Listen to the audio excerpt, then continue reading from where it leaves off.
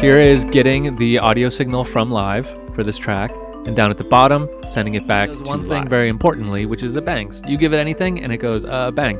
It's kind of like the Hodor of Max. If you're a Game of Thrones fan, remember the character Hodor. All he knows how to do is say Hodor, but it's kind of the answer for everything. It's a lot like that. So you can give it a whole bunch of information. What if we wanted to build a way to be able to decide whether or not we want to hear that dry signal?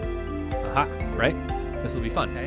This is the heart of my arpeggiator right here, because I've got my delay stuff for all my MIDI values, my transposition, and my delay amount. Now we're just scaling the volume.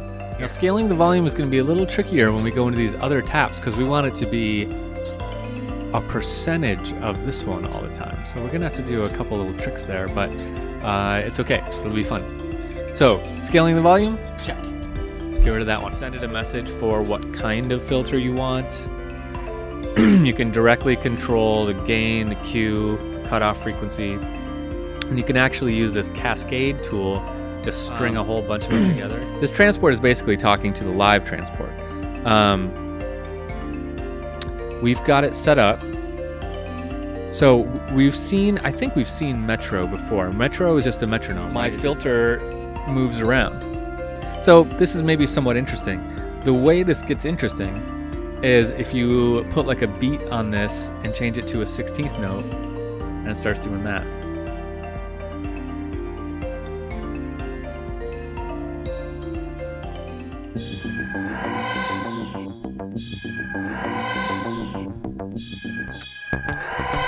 Hey everyone, welcome to this class. What you're hearing here is just a patch I made at the end of this class. So I actually make the class and then jump back to the beginning and make this intro video. So this is a patch where I've got Max4Live deciding how to control the panning, the volume, and launching clips, even the track names, on its own. It's totally just deciding on its own when to do this. Now, by the time we get done with this class, you're going to understand how everything in this patch works. And you're going to be able to do this. This is kind of a silly example of the things you'll be able to do, but this class is, I've taught this class in person a bunch of times. It's hard. It's hard to learn Max in a short setting like this, but I have this motto that I use for teaching Max all the time, whether it's a short class or a long class. And that theory is that you can't possibly learn Max in a short amount of time or even a year. You know, it's an ongoing thing. You're always learning new stuff. So what my goal is for this class, and the way that I teach it, is not teaching you to memorize what objects do, how the language works, and all that stuff. The way that I teach it is I want you to understand, A, how to think like Max4Live, and B, how to learn Max. That's what I want you to know, is how to get inside a Max4Live and know what you don't know and know how to find the answer. So I teach this class a lot by, I'm going to show you how to look stuff up.